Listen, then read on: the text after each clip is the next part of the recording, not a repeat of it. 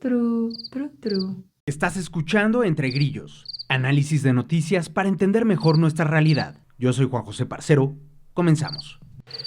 Bienvenidas y bienvenidos al episodio número 103 de Entre Grillos. Yo soy Juan José Parcero y hoy seguiremos con el tema de Teuchitlán.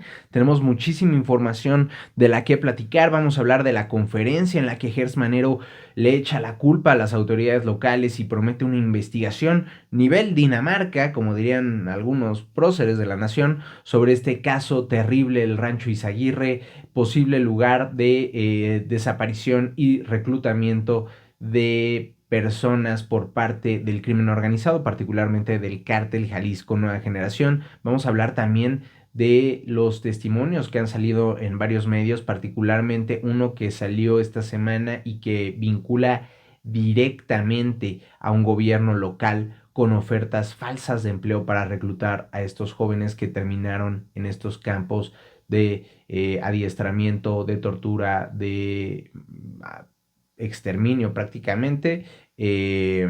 Vamos a platicar también sobre las críticas al plan de Claudia Sheinbaum, a los 6 puntos de Claudia Sheinbaum para combatir la crisis de desapariciones.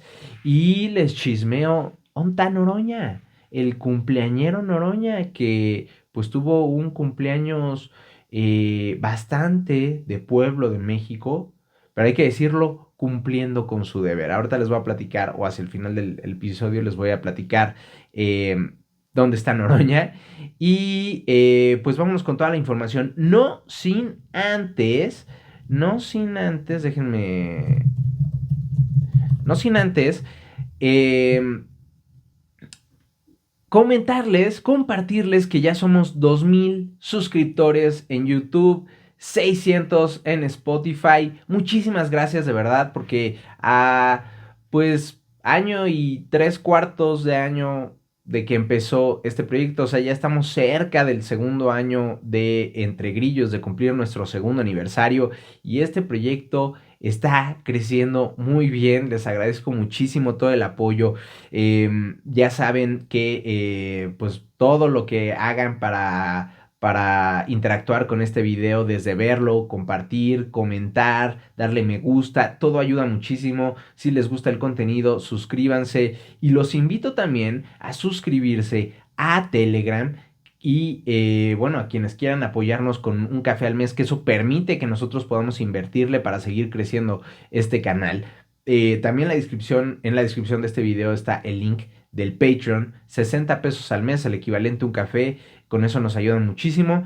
Y esto les va a servir porque fíjense que Gerardo en Spotify y Cosme en Telegram me pidieron los dos que sacáramos el Grillo Fest. Y aunque aún estamos lejos de tener el financiamiento para hacer un acto como se lo merecen ustedes, con un Grillo Fest a la altura, estamos lejos todavía de eso, pero sí vamos a, de momento, regalar otra tacita. Nada más que quiero hacer una nueva versión de las tazas que utilizamos aquí en Entre Grillos, que bueno, teníamos las viejas cuando este proyecto se llamaba ¿Qué está pasando? Y pues quiero mandar a hacer las tazas, todavía no las tengo, pero vayan sumándose al Telegram y vayan comentando, ya sea que lo vean esto en YouTube o en Spotify. En cualquiera de los dos, yo estoy viendo sus comentarios, ya saben, y tomo nota de quienes están ahí comentando para en unas cuantas semanas que yo pueda mandar a hacer las tazas y demás, regalar una taza a alguna de las personas que sea parte del grupo de Telegram y que haya estado activa comentando en YouTube. Así que ya saben, no se pierdan los episodios, comenten en todos para que tengan más posibilidades de ganar estas tazas. Y ahora sí, vámonos con toda la información, que hay mucho de lo que hablar. Primero que nada, les decía, el fiscal general de la República, Alejandro Gers Manero, dio una conferencia de prensa de 1 hora. La verdad es que lo que él habló por sí solo fue relativamente corto, duró como 20 minutos, y de ahí fue una sesión larga de preguntas y respuestas en la que básicamente le echó la culpa de este caso a las autoridades de Jalisco, del caso Teuchitlán. Estamos hablando del Rancho Izaguirre, y del cual ya hemos hablado en el episodio 99 y en el 101, me parece. Así que si quieren más contexto de este caso, los invito a checar esos episodios. Gers Manero no dio información nueva del caso porque dijo la Fiscalía General de la República no ha asumido completamente la investigación, por lo que aún no puede decir si este rancho era usado como un centro de exterminio. No hay en este momento posibilidad de afirmar que este lugar era un campo de exterminio o un lugar de entrenamiento. Este es un asunto muy importante para la vida pública del país. Lo tenemos que manejar con mucha seriedad. La Fiscalía General de la República, al hacerse responsable de esta investigación, a partir del momento en que tenemos indicios suficientes para establecer delitos de carácter federal, nos vamos a hacer responsables de esta investigación y de todos sus resultados. A partir del momento en que nosotros iniciemos este procedimiento, lo primero que vamos a hacer son las diligencias a las que usted se refiere. Tan avanzado está el caso que no va a ser ni por mucho un asunto a largo plazo, va a ser inmediato. El fiscal reconoció que, lo acaban de escuchar, es un caso muy importante, que le va a dar mucha seriedad, claro, qué bueno. Qué bueno también que ya establecieron que hay delitos de carácter federal para perseguir lo que ocurrió, por lo que ocurrió ahí, que creo que a todas luces era claro que había delitos de carácter federal, nada más que pues acá la Fiscalía General de la República se tardó 2 semanas desde que encontraron las madres buscadoras este rancho para determinar, para poder mostrar, ¿verdad? Con la seriedad que se debe, que hay delitos de carácter federal. Bueno, se tardaron el tiempo que se tenían que tardar. Y qué bueno que nos está diciendo que se va a hacer responsable de los resultados de la investigación que haga. Incluso dice que no va a tardar, que va a ser inmediato.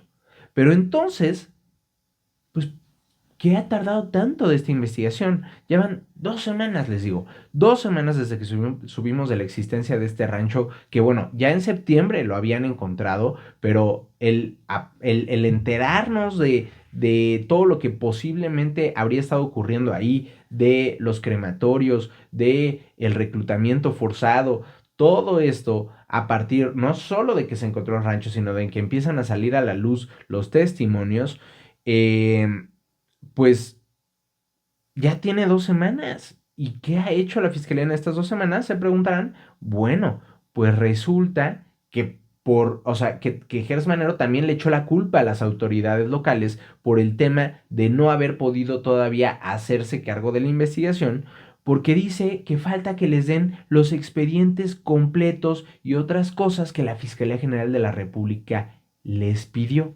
Sí, entonces, si no hay elementos ahorita concretos para determinar que ese inmueble operaba como un centro de exterminio, se puede decir que al momento... No hay elementos suficientes, no dije concretos. Bueno, sí. Suficientes. Se puede decir que al momento es identificado como un centro de adiestramiento de este grupo criminal. Vamos a verlo. O tampoco se puede definir. ¿Y en cuánto tiempo estarían en condiciones la Fiscalía General de dar una... A la brevedad posible por el bien del país.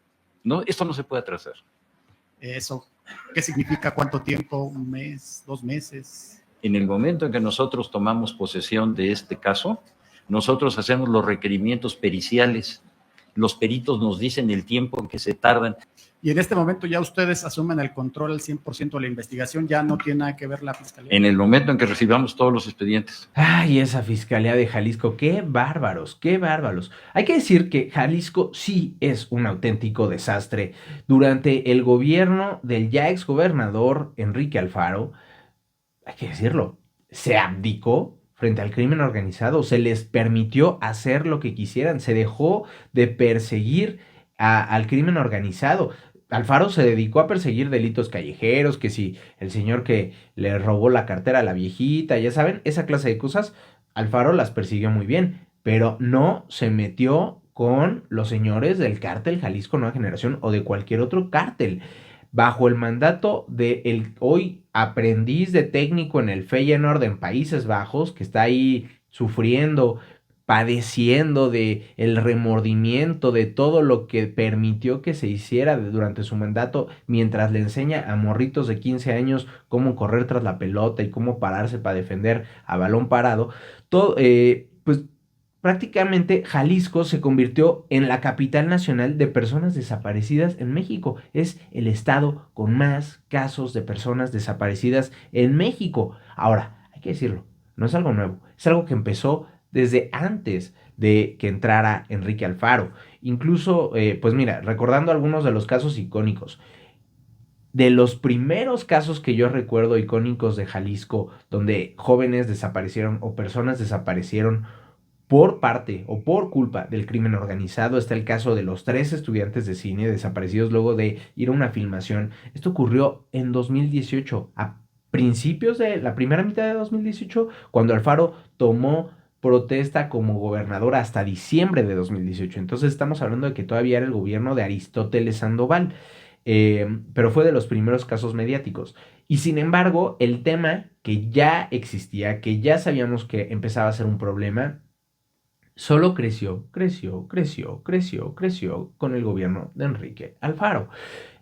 Casos como el de Wendy Sánchez, esta joven que desapareció en 2021 cuando salió de su casa para ir a visitar a sus hermanas, agarró carretera y nunca más se volvió a saber de Wendy Sánchez.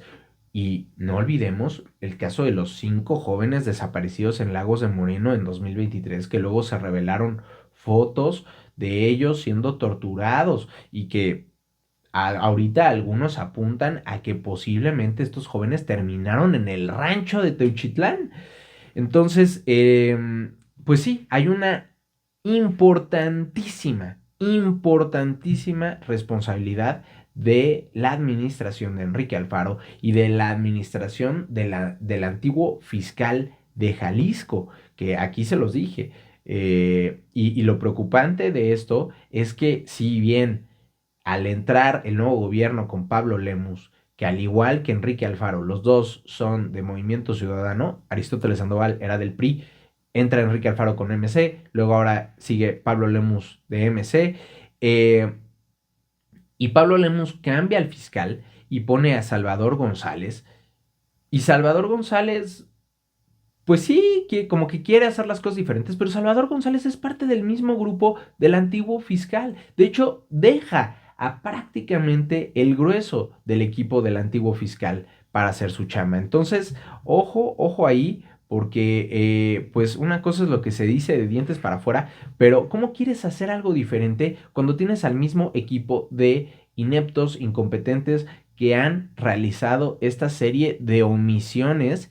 No sé si por ineptos o por coludidos con el crimen organizado, y es algo que sí quiero ver que la Fiscalía General de la República castigue como es debido. Dicen que primero van a ir de abajo hacia arriba, es decir, el primer responsable de todo esto o la primer responsable de todo esto fue él o la agente del MP que estaba a cargo de la investigación de este caso. Es cierto, pero a ver, no nos hagamos tontos, o sea, si se encubre un caso con la magnitud de lo que ocurría en el rancho de Izaguirre en Teuchitlán, no fue solamente la gente del MP, ni de cerca. Y es más, o sea, estamos hablando de una colusión, estamos hablando de omisiones y una posible colusión por parte de la autoridad municipal, por parte de la parte de Fiscalía de MP a nivel estatal, a nivel Jalisco. Esto es impensable que no se haya enterado el señor gobernador Enrique Alfaro del caso. Y lo que yo les decía, aquí Gers Manero se lava las manos, pero a mí me parece increíble que un caso así no haya llegado a oídos del fiscal Gers Manero. O sea, me parece que o igualmente ha hecho muy mal su chamba o sabía, ¿no? Pero bueno, él echa la culpa a las autoridades de Jalisco, que definitivamente son responsables y que definitivamente deben de pagar por este caso. El fiscal de Jalisco, Salvador González, le contestó con esto de que no nos hemos hecho cargo de la investigación porque no nos han mandado los documentos que hemos pedido. Él le dijo que ese mismo día, es decir, este miércoles 19 que acaba de pasar, entregaría el expediente completo del caso. ¿Por qué hasta ahora? O sea, hay de dos. O Gers Manero le pidió las cosas y este cuate se hizo guaje, ¿no? O Gers Manero no le pidió las cosas Y entonces hasta que sale Gers Manero a la conferencia que el otro dice, le voy a entregar. Pero me parece increíble que han pasado 2 semanas y apenas le va a entregar todas las carpetas de investigación del caso. Increíble. De hecho, Gers Manero anunció que visitará Jalisco este jueves para revisar el caso, y este jueves también va a haber compañeros periodistas que estén visitando el rancho porque lo van a abrir a los medios de comunicación. También está curioso que Gers Manero dice que la investigación está muy avanzada, que no va a tardar, que será inmediata la investigación, pero al mismo tiempo no puede decir ni que fue un campo de exterminio, que ok, puede ser que estos análisis tarden tiempo, pero tampoco puede decir que fue un campo de adiestramiento. O sea, tenemos todos los testimonios, tenemos ahí casquillo, ropa, tenemos las instalaciones hechas, y no puede decir que fue campo de adiestramiento a 2 semanas. Gers Manero explicó que la ropa era de reclutados que los hacían cambiarse a un uniforme para ser, pues qué, ni modo que para otra cosa que no sea ser adiestrados. Y sin embargo, no puede decir que esto fue un campo de reclutamiento y adiestramiento. ¿Qué? O sea, pues a mí no me deja muy tranquilo qué vamos a recibir de información en esa investigación, viendo lo que hemos visto en esta conferencia de prensa. Tampoco dice cuánto va a tardar la investigación. Van 2 semanas de que nos enteramos de este caso, 2 semanas en que esto debe ser la prioridad de la Fiscalía General de la República, por la magnitud del caso, por la importancia mediática, por el impacto que ha tenido para la sociedad. 2 semanas en las que ya debieron de haber visto qué se tiene que hacer, qué pruebas se tienen que mandar a hacer, todo lo que hay. Y no puede ni siquiera dar un estimado. Dice, no, pues es que hay que preguntarle al perito cuánto va a tardar en hacer la prueba a los huesos, por ejemplo. Y así hay que ir con cada cosa. Pues entonces, ¿para qué fue esta conferencia de prensa si no puedes ni dar un estimado? De decir, a ver, ya revisamos las pruebas, tenemos huesos, tenemos no sé qué, tenemos no sé cuánto, tenemos que hacer estas pruebas van a llevar X tiempo, pero no, a lo único que salió el señor Gers Manero es echarle la culpa a los, sí, responsables de la autoridad de Jalisco. Confirmó Gers Manero que los restos son humanos, que sí se encontraron restos humanos, pero tampoco puede decir si intentaron desaparecer por medio de fuego o químicos, porque adivinen qué, no se han hecho las investigaciones porque la Fiscalía no tiene todavía la investigación a su cargo. Sí encontraron restos, eso es muy importante, ¿eh? Sí encontraron una serie de osamentas, pequeños trozos de osamenta. El dictamen que nos hace llegar la Fiscalía del Estado no nos garantiza la credibilidad y las características específicas de esos restos óseos, pero de que los encontraron, los encontraron. No son restos humanos, al menos no acreditado así hasta ahora. Sí hay restos humanos, pero no están todavía definidos técnicamente para lo que se necesita establecer un peritaje de esa naturaleza. Entonces sí, fue una conferencia que es necesaria, que era necesaria, pero igual de cosas nuevas no nos enteramos de mucho. Es más de nada porque ya sabíamos que la Fiscalía había responsabilidad a las autoridades locales. Pero bueno, lo interesante aquí, bueno, 2 semanas... muy poca información nueva, vamos a seguir atentos a lo que vaya saliendo. Eso sí, Gers Manero enlistó una serie de omisiones, colusión, contubernio de autoridades estatales y municipales. Curiosamente, al ser cuestionado sobre esto, sobre estas omisiones, y sobre si los actos ocurridos en el rancho se pudieron hacer debido a la posible colusión entre autoridades locales y el crimen, primero dijo, obviamente, pero luego como que se echó para atrás y aclaró, bueno, esto según lo que dicen los testigos. Entonces, ¿es obvio o es solo lo que dicen los testigos? O sea, a mí no me queda claro, escuchen. Esta declaración sí se puede decir que había colusión Obviamente, con ellos, es evidente. con los y solamente hay un detenido, no hay una red. Aquí dice que solamente hay un detenido ligado a la policía de Tala. Si usted tiene esta información de que sí operan de esa manera y que sí había colusión. Eso lo dicen los propios testigos. No es que lo diga yo, lo dicen los testigos. Y también existen esos casos locales y de esos 3 policías, uno está detenido, el jefe de la policía, y los otros 2 tienen orden de aprehensión, no sé por qué no los han detenido.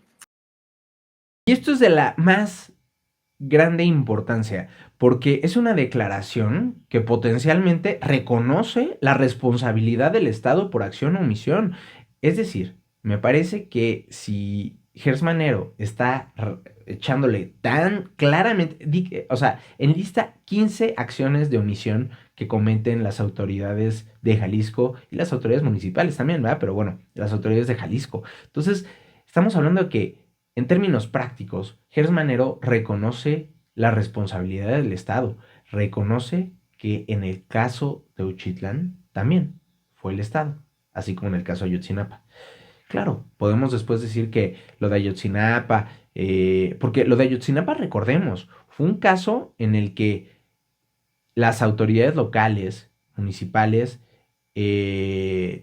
participaron directamente, la policía estatal por omisión actuó y el ejército sabemos que al menos por omisión actuó, aunque toda la investigación hecha por el GIEI y demás actores nos demuestran que el ejército, o al menos elementos del ejército, participaron también directamente en las acciones de desaparición de los jóvenes de Ayotzinapa. En este caso, estamos en la primera fase, que es donde se le echa la responsabilidad a no tanto el gobierno municipal, aunque hace falta toda la investigación y seguramente vamos a ver la colusión con las fuerzas de seguridad municipales ya ahorita no solo estamos hablando de Teuchitlán, sino también empezaron a hablar del municipio colindante, el de Tala, así como en el caso Iguala, no solo eran la policía municipal de Iguala, sino también de otros municipios de alrededor. Y falta por ver, porque ya se está responsabilizando por omisión, aunque posiblemente también vamos a ver acusaciones por colusión contra las autoridades estatales y vamos a ver a dónde para esto.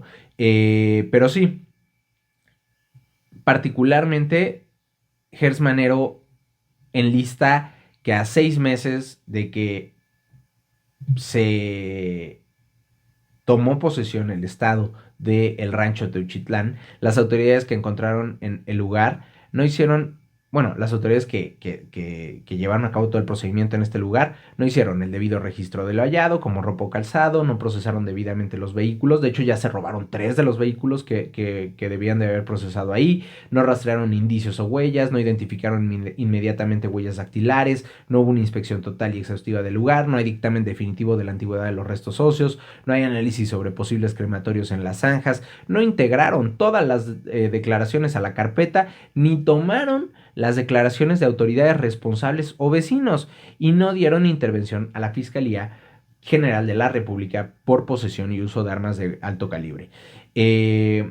También los acusan de haber abandonado el inmueble al dejarlo sin protección del MP. Estas son 10 de las 15 acciones de omisión que enlistó Gers Manero.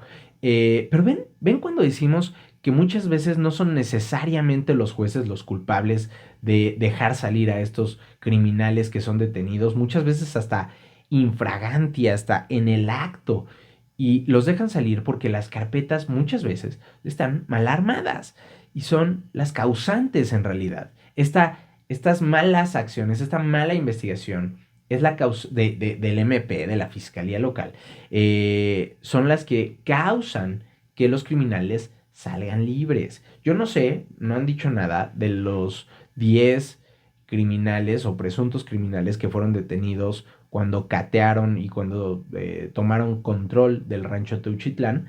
Yo no sé si estos siguen en prisión o no, pero si no, pues ¿cómo van a seguir en prisión con una carpeta tan mal armada como esta que el mismo fiscal general de la República, Gers Manero, está reconociendo? Eso sí, hay que decir que este rancho fue tomado en septiembre por la Guardia Nacional. Fue un operativo de la Guardia Nacional.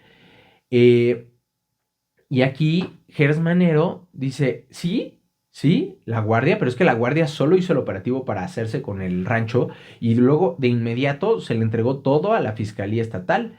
Y aquí el tema es, si tenemos a fiscalías estatales que no funcionan, uno, creo que hay que arreglar eso, pero dos, ¿por qué si La Guardia Nacional está llegando a este rancho, está viendo que hay armas de grueso calibre, claramente es un tema de crimen organizado porque hay 10 cuates acusados de este caso, detenidos ahí en el rancho, más todos los que no estaban ahí en el lugar en el momento en que se hizo el operativo. Hay gente secuestrada, o sea, toman el rancho y ven este centro de reclutamiento o lo que podría ser un centro de reclutamiento, ven los cuerpos. Y la Guardia Nacional, ¿qué? No tiene la capacidad para no solo informar a la Fiscalía Local, sino a la Fiscalía General de la República. Porque ahí, pues creo que sí estamos hablando de un error de protocolo, ¿no? No sé si los protocolos están así hechos o si el protocolo es otro y la Fiscalía y la Guardia Nacional falló, pero sí lo veo este tema bastante importante. Les decía de que han salido varios testimonios en distintos medios de comunicación, ya he visto en Radio Fórmula, en Político, en Milenio, en Imagen, pero quiero compartirles con ustedes un fragmento gravísimo que nuevamente apunta a la responsabilidad de Estado. Un testimonio de un chico de nombre Roberto que sobrevivió al rancho y que relata que el reclutamiento se hizo con una falsa oferta de empleo mediada, ni más ni menos.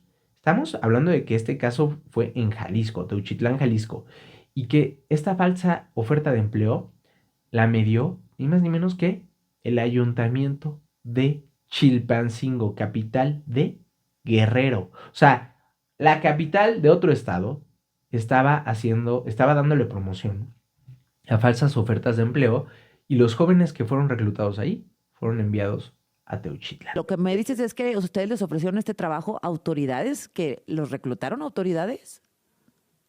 Ajá, fueron autoridades quienes estaban siendo invitados por una empresa que supuestamente de Estados Unidos estaba invitando a varias personas de varios municipios a participar en estas jornadas de trabajo para poder adquirir esta visa. Cuando me hablas de autoridades de Chilpancingo, Roberto, ¿fuiste a alguna de las oficinas o fueron mensajes por WhatsApp y tal vez estaban fingiendo ser autoridades o estás súper seguro? Todos asistimos, todos los que fuimos a esta jornada, asistimos al ayuntamiento municipal, al área de relaciones exteriores y ahí fue donde nosotros pues entregamos papeles. Bueno, era la época de Norma Otilia, ¿no? De la alcaldesa. Era en ese tiempo. Durísimo, durísimo. Y como menciona Azucena Uresti al final de este video, la exalcaldesa de Chilpancingo, Norma Otilia Hernández, que era alcaldesa en este momento, es la responsable y fue la alcaldesa que fue grabada 2 veces, al menos 2 veces, negociando con el jefe del cártel de los Ardillos, uno de los principales provocadores de la violencia que se vive en Guerrero. Esta señora reclutó a través de un programa oficial del municipio a jornaleros con la promesa de recibir capacitación en Guanajuato para después llevarse a los Estados Unidos para trabajar con visa en Florida. Pero lo que hizo el gobierno municipal fue en realidad enviarlos a un centro de exterminio, a un centro de adiestramiento, de reclutamiento, un centro de matanza y posiblemente de exterminio, donde fueron pues utilizados como esclavos para convertirlos en sicarios. Gravísimo. Y hay que recordar, ¿qué hizo Morena cuando se publicaron los videos de Norma Otilia con los ardillos? Absolutamente nada. Lo único que hizo Morena fue presionarla para que la señora no fuera a buscar la reelección, porque nada más faltaba que una señora con el contubernio con los líderes criminales de la zona, pues todavía se reeligiera en el puesto en las elecciones de 2024. Por cierto, el conteo final da 1,310 objetos personales que fueron catalogados en el rancho, incluidos 154 pares de zapatos, y ya habilitaron un catálogo en línea en el cual puede la gente meterse para ver si intenta reconocer objetos de sus seres queridos que hayan desaparecido. Por cierto, a pregunta de Jimena Rodríguez sobre el video que circuló la noche de lunes en el que encapuchados que dicen ser parte del cártel Jalisco Nueva Generación acusan una campaña en su contra y luego cuestionan y critican y amenazan a las madres buscadoras y dicen que no era un sitio de exterminio sino de reclutamiento. Una versión que va en línea con lo que hemos visto hasta ahora de la versión oficial. Hay que decir que pues no hay forma de comprobar, ningún medio ha tenido la manera de comprobar que sea un video genuino del Cártel Jalisco Nueva Generación, porque para eso tendrías que tener el contacto con la vocería del Cártel Jalisco, y pues nadie que yo sepa la tiene. Por eso ni se los paso aquí. Ahora, hay de tres sopas. Hay de dos. O sea, o sí fue el Cártel Jalisco Nueva Generación, o fue un tema de un video montado en el cual hay de dos. O fue un cártel rival el que sacó esto para pues desprestigiar al Cártel Jalisco Nueva Generación, como los enemigos locales, los Viagras, o los enemigos nacionales, el Cártel de Sinaloa, o estamos hablando de un montaje desde el gobierno, ¿no? Para intentar pues fortalecer esta versión de que no era un campo de exterminio. Ahí hay acusaciones de que el cuate habla como soldado, pero también sabemos que hay militares en el crimen organizado. Entonces realmente pues no sabemos si este video vino de dónde, si del Cártel Jalisco, si un montaje de otro lado. Por eso ni se los voy a pasar. Pero pues sí te refleja de que, ¿qué onda? Que gente que tiene acceso a este armamento, porque no son cuates ahí saliendo encapuchados, que puede ser cualquier pelado con sus amigos. O sea, salen con armas de uso exclusivo del ejército. Entonces, sí estamos hablando de que es un grupo, pues choncho y fuertemente armado el que llevó a cabo este video. Pero ¿quién? ¿Quién sabe? Y bueno, les comentaba que hubo críticas a la propuesta de la presidenta Claudia Sheinbaum. El lunes, Claudia Sheinbaum salió a informar de 6 propuestas para hacer frente a la crisis de personas desaparecidas, y más de 150 familiares y colectivos que buscan a estas personas le dieron respuesta en una carta que les voy a poner aquí. Son 6 puntos que dio Claudia Sheinbaum, 6 respuestas de este grupo. Ante la propuesta de fortalecer a la Comisión Nacional de Búsqueda, le dicen, qué bueno que se revire la reducción del presupuesto que se hizo de 47 millones de pesos, que hizo la administración de López Obrador a este tema. Prácticamente desmontó lo hecho hasta ahora para buscar a personas desaparecidas, la manipulación del censo para que no se usara con fines políticos, al mismo tiempo él utilizando el censo para fines políticos. Entonces dicen, qué bueno que digas que vas a revertir esto. Ojo, aquí hace falta ver que Claudia Sheinbaum le destine la lana a revertir esto, pero sí le dicen, está mal que la titular es Teresa Guadalupe Reyes, una mujer que ha destacado por su incapacidad técnica para estar al frente de esta comisión.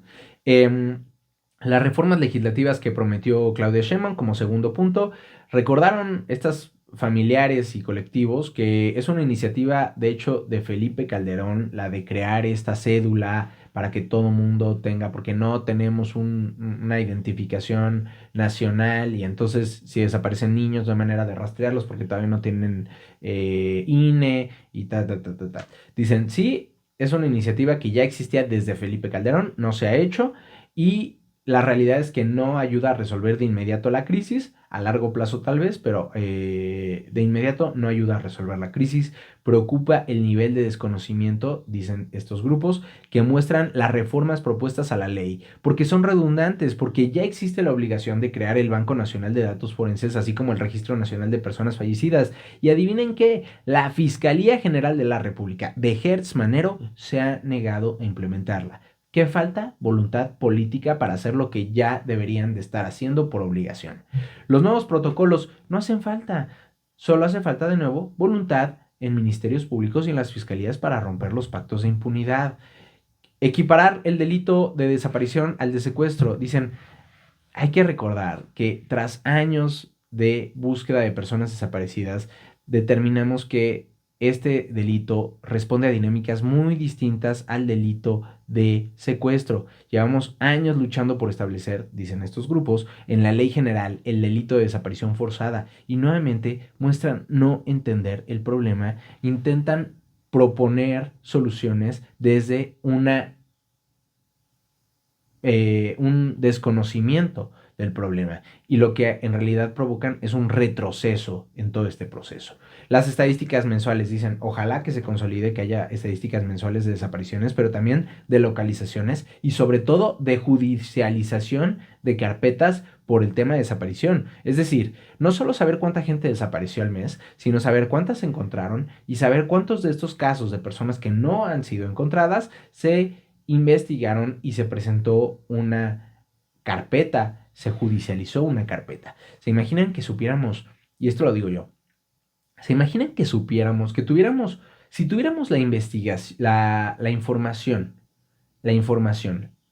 fresca, mes con mes, de cuántos casos, cuántas carpetas de investigación se abren por fiscalía o por zona? Por ejemplo, yo en noviembre me robaron, o sea, fui víctima de robo.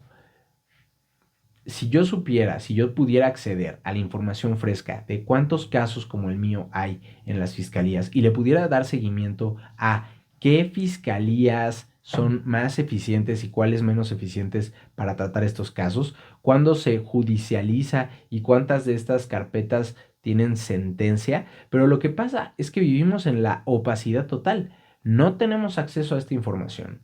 No sabemos, o sea, sabemos cuántos casos hay al año, pero lo sabemos después del año. Las carpetas, las bases de datos se renuevan muy poco, no se renuevan con la frescura que requeriría para estarle dando seguimiento y por ende no podemos determinar con datos si nuestros fiscales, si nuestros MPs están haciendo bien el trabajo. Nosotros como sociedad dependemos pues de la percepción. En mi caso, por ejemplo, me robaron y fue como de, ay, sí, joven, fíjese que aquí ya tenemos identificado que es un problemón, ¿eh? Y esto ocurrió en la Benito Juárez, que es del PAN, ¿no? Y a que las autoridades locales responden al PAN. Y, o sea, para que vean que no solo es Morena, o sea, aquí, y fue como, sí, ya sabemos que esto está pasando por aquí, fíjese. Bueno, a la fecha no pasó absolutamente nada. Entonces sí, que tuviéramos la información mínimo de personas desaparecidas, de cuántos casos ocurren, cuántos se localizan, cuántos se judicializan, sería un gran avance. Pero bueno, imagínense, o sea, desaparecieron al INAI. ¿Qué vamos a esperar de que el gobierno dé esta información y dé información verídica sobre este caso cuando acabamos de ver el mayor retroceso en acceso a la información en la historia de este país? Y que es una lástima, porque esta información nos permitiría tener herramientas para presionar a las fiscalías. Y sobre el fortalecimiento de la Comisión Ejecutiva de Atención a las Víctimas, recordaron que desde 2014 instalaron el Sistema Nacional de Atención a Víctimas sin que a la fecha se haya convocado. ¿Qué hace falta? Escuchar a las víctimas, implementar lo prometido, una reforma a policías locales y municipales, esto lo estoy diciendo yo, aumento en el número de jueces, aumento en el número de policías, aumento en el número de MPs para que se puedan hacer frente a toda la investigación, a todas las carpetas que están pendientes y que nadie pela, que quedan ahí archivadas. Necesitamos dedicarle una buena lana, pero una muy buena lana al tema de la justicia. Y estamos gastándonos una muy buena lana en una forma idiota de elegir a nuestros jueces, como lo es la elección judicial. En fin, no solo se trata de tener jueces electos popularmente cuando los MPs, cuando las fiscalías hacen estas investigaciones con las patas, encubren, están coludidos, no tienen la capacidad y no tienen la voluntad para hacer algo diferente. ¿De qué sirve que haya jueces electos por el pueblo o elegidos por el pueblo cuando tenemos esta clase de situaciones? Claro, a quien presenten estos jueces que van a responder a los votos en las urnas, pues van a declarar culpable a la gente, pero no vamos a tener buenas investigaciones y vamos a seguir teniendo autoridades coludidas, vamos a seguir teniendo autoridades incompetentes. Eso sí, vamos a seguir teniendo las calles llenas de militares, ya sea vestidos de verde o vestidos del blanco de la Guardia Nacional, pero eso tampoco ha servido para pacificar al país. Necesitamos una reforma fiscal profunda para financiar esto. Necesitamos repensar qué es lo que estamos haciendo con los recursos, con estos programas sociales que son tan necesarios por un lado, pero que llegan a muchísima gente que no lo necesita y que se gastan entre pensiones y programas sociales prácticamente más de un cuarto de las finanzas del Estado. mientras tenemos este problemón en temas de seguridad, en temas de justicia. O sea, ¿qué estamos haciendo? Y cada vez nada más veo que hay más y más programas de pensiones. O sea, va bajando la edad en la cual ya te dan lana. Empezamos en 65, luego 60, ya va a 55, no sé, ya no sé en cuál va. Pero dependiendo del estado, dependiendo del lugar, pues ya le están dando a hombres, a mujeres, a niños, a jóvenes, a todo el mundo. Y lo que estamos haciendo es desmontar, quedarnos sin un Estado que sea capaz de resolver los problemas que tenemos, y en cambio lo único que hacemos es redistribuir directamente con transferencia de dinero el varo. Entonces, como, no te puedo dar salud, no te puedo dar seguridad, no te puedo dar justicia, pero ten 3,000 pesos que te van a servir de poco si tú eres la próxima víctima del crimen organizado, si tú eres la próxima víctima de una enfermedad, de un accidente, pero ten tu lanita. Y a cambio yo me quedo sin un Estado capaz de resolver cualquiera de los problemas fundamentales que tenemos en este país. ¿Qué hace falta? Voluntad política. Voluntad, además de todo esto que ya mencioné, voluntad política. Este gobierno tiene todo el respaldo popular para hacer lo que quiera. Solo hace falta la voluntad para romper estos pactos de impunidad y castigar a los responsables. Pero luego vemos que Morena, que el gobierno federal, sigue ampliando estos pactos de impunidad con gente como Cuauhtémoc Blanco, que no era de Morena, ya es de Morena, pero no era de Morena, hoy en día es diputado morenista, Miguel Ángel Yunes Márquez, que sirvió para pasar la reforma judicial, Alejandro Murat, por no hablar de, todos estos tipos con una cola gigantesca, cualquiera de los tres, y que hoy en día son felices morenistas defendiendo a Claudia Sheinbaum. Por no hablar de los rateros que ya tenían en casa. Estamos hablando de Rubén Rocha en Sinaloa, el gobernador acusado de vínculos con el narco. Estamos hablando de Cuitláhuac García en Veracruz, que también ha malversado un montón de dinero su administración. Bueno, malversó porque ya salió del cargo y hoy en día de nuevo fue premiado por la presidenta Claudia Sheinbaum. Ignacio Valle, principal responsable de Segalmex en el peor desfalco del gobierno de AMLO, y que ya hoy en día anda en su casita muy tranquilo, muy contento, muy feliz de la vida. O el propio Hertz Manero, que hay que recordarlo, él es el principal responsable, junto con López Obrador, de destruir desde dentro la investigación bien hecha que se hizo desde esa Fiscalía General de la República, pero desde una fiscalía autónoma que fue para la Fiscalía para el caso Iguala, y él se encargó de destruir la investigación de Ayotzinapa para encubrir al ejército. Recordar que mientras Sheinbaum anunció todo esto, destinó 20 minutos de la mañanera en hablar de una supuesta campaña en su contra por el caso Teuchitlán. Culparon a la oposición por los reclamos, acusaron de gastar 20 millones de pesos en bots durante 4 días, tendencias infladas con bots comprados, todo esto de la mano con la estrategia que plantea en el episodio 101 de cómo el gobierno federal se ha lavado las manos en este caso. Y bueno, antes de terminar, les quiero decir dónde está Noroña. El que, pues, así como acusan de estas tendencias infladas y con bots comprados, pues Noroña no va a estar inflado. No va a estar inflado lo digo porque, pues, estuvo en un vuelo habrán sido unas 10, 11 horas, pues, estar abotagado ahí en tu asiento, pues, normalmente te infla un poquito, te hincha, ¿no? Pero Noroña, así como acusan de que la oposición compró millones con bots con millones de pesos, pues Noroña también se compró un pequeño lujito, ¿no? Un pequeño lujito con dinero del erario, por supuesto, pues era su cumple, había que consentirse un poquito, y entonces se fue a París, se fue a Europa en una gira de trabajo, por supuesto, una gira de trabajo para representar a México en un encuentro de parlamentarios, y el señor Noroña viajó, aquí tienen la foto, en clase VIP.